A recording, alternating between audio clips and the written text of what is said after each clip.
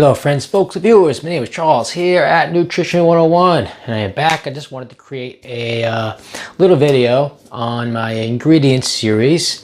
Haven't made one of these in a while. And you know, we just have to read our food labels. We have to read our food labels very often, and we can't be tricked or duped into buying something that's unhealthy. So I'm here to give you some knowledge on some of the ingredients that are in a lot of the foods that we eat, including some of the health foods, what we call health foods, and we don't even know are harmful or bad. So don't forget to subscribe to this channel before you get into this right now, and of course share this information because everybody needs to know what they're eating and what they're putting in our bodies. If we want to achieve overall health, then we need to make sure that we start eating correctly. Okay, let's get right into it. Ingredient series. Modified food starch. Now sometimes it doesn't say food starch, but it might say modified corn starch. But either way, it's all the same thing, right? It's the process of making is going to be the same. It's going to be the same, and it's going to affect our body pretty much the same way.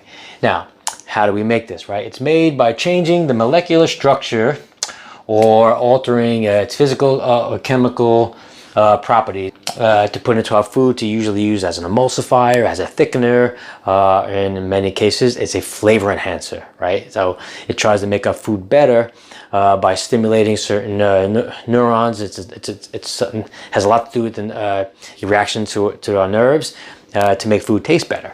So that's why one of the main reasons why they use it, and that's why it's also gluten-free. It's made of real food. Sometimes it's generally the process and what they put it on makes it very unhealthy, and people react to it, have very adverse reactions to it. Okay, so it's really just MSG, right? Monosodium glutamate. It's hidden. That's one way that food companies can hide MSG, is by calling it modified food starch.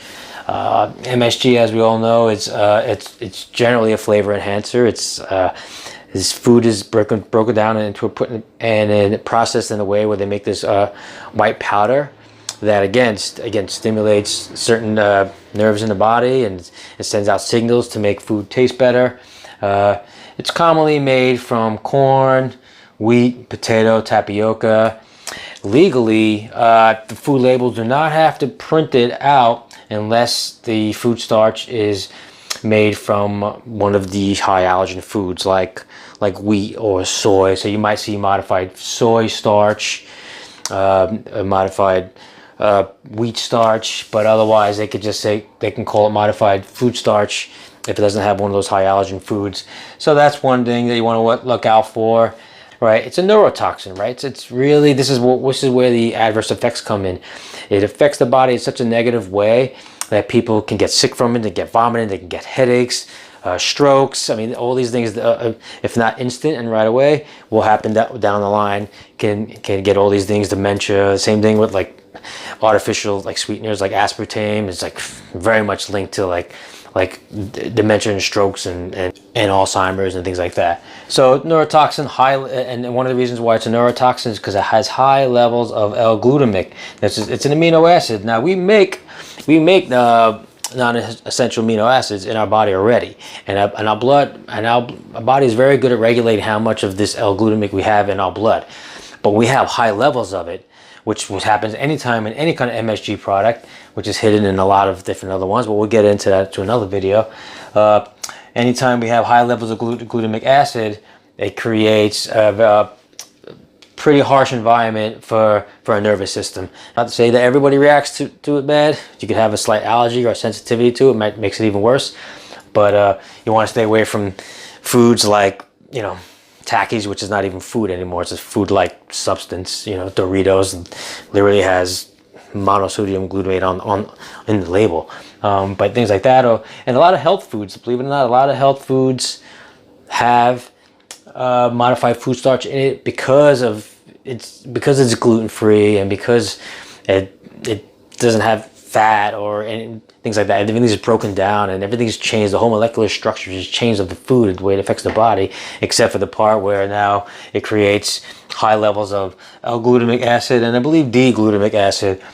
We don't need any of those. All right, so it's made from byproducts and GMO food. So even though modified food starch itself might not be genetically modified, the ingredients that are used to make it are, right? Where we all know that corn, wheat, right? All that, and wheat is highly sprayed with the glyphosates, right, which is the Roundup.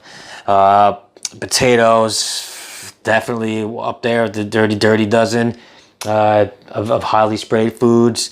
Tapioca is a big one. Corn, most corn in the world, and 95% of corn is genetically modified.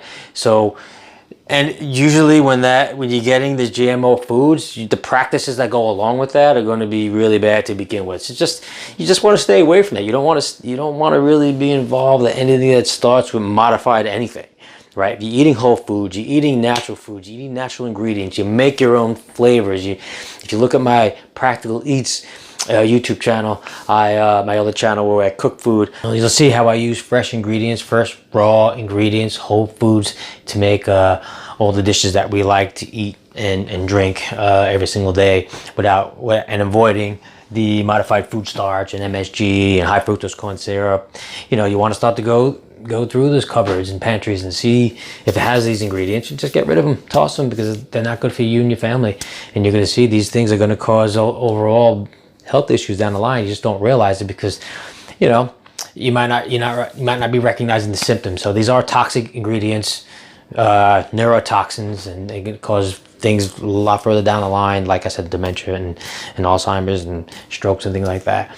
So thank you again for tuning in. Hopefully this helps. Don't forget to subscribe to this channel and share this information.